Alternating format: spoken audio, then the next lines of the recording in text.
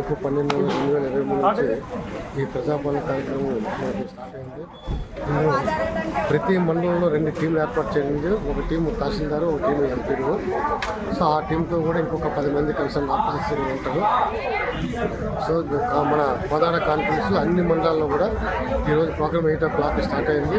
8 నుంచి 12 వరకు ఒక టీం ఉంటుంది, మళ్ళీ 2 to 6 ఒక టీం ఉంటుంది.